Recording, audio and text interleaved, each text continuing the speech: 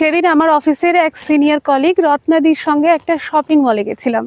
একটা দোকানে এলোমেলো কুর্তি দেখছি, হঠাৎ দেখলাম একজন মহিলা হাসি মুখে এগিয়ে এলেন রত্নাদির দিকে। আরে রত্না না, কতদিন পর দেখা, প্রায় 10 বছর পর বল। আমি তো এবার ফেসবুকেও নেই।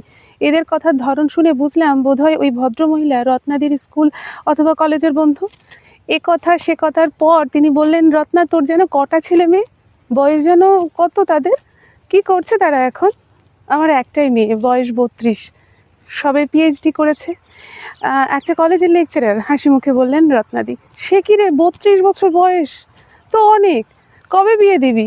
এবার পাত্রস্থ কর, বয়স আরো বেড়ে গেলে তো বিয়ে হবে না। হ্যাঁ, ও বিয়ে করবে যখন সিদ্ধান্ত নেবে নিজের ইচ্ছায়, তখনই ও বিয়ে করবে। আর যদি ইচ্ছা ওর না হয় তাহলে বিয়ে করবে না। বিয়ে হওয়ার তো কোনো ব্যাপার নেই। আর বিয়ে করার উপযুক্ত সময় তো সেটাই, যখন ছেলে বা মেয়ে দুজনেই বিয়ে করতে চাইবে, সেটা 22 হোক, 32 হোক বা 40 হোক।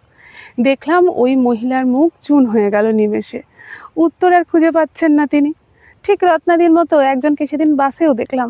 আমার উল্টো দিকে বসেছিলেন এক ভদ্র মহিলা। আচমকাই আর একজন নতুন যাত্রী বাসে উঠে গল্প জুড়লেন ওই আন্টির সাথে। দ্বিতীয় মহিলা বললেন, কি গো নির্মলাদি, তোমার ছেলে বৌমার তো বিবাহবার্ষিকীর ছবি দেখলাম ফেসবুকে, কত বছর হলো গো? বললেন 6 বছর। 6 বছর, সে কি এখনো বাচ্চা হলো না? বাচ্চা হয়নি না, বাচ্চা নেয়নি তারা। বিয়ের প্রথম 2-3 বছরে বাচ্চা নিতে হবে এমন কথা কোথায় লেখা আছে গো? একটি দম্পতি যখন মনে করেন তারা এবার একটা অন্য প্রাণের দায়িত্ব নিতে প্রস্তুত, তখন সেটাই হলো সন্তানকে পৃথিবীতে আনার উপযুক্ত সময়। সেটা বিয়ের 2 বছর পরও হতে পারে, আবার 10 বছর পরেও হতে পারে। নিমেষে শুকিয়ে গেল সেই দ্বিতীয় ভদ্রমহিলার মুখ।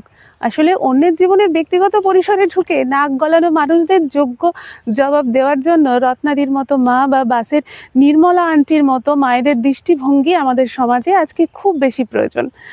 কারণ এরাই পারবেন একদিন বন্ধ করতে অন্যের ছেলে মেয়ে নিয়ে বিয়ে, বাচ্চা বা জাজমেন্টাল হতে থাকা তথাকথিত আধুনিক সমাজে বাস করা সো কল শিক্ষিত মানুষগুলোর বক্র বাক্যবান। নমস্কার।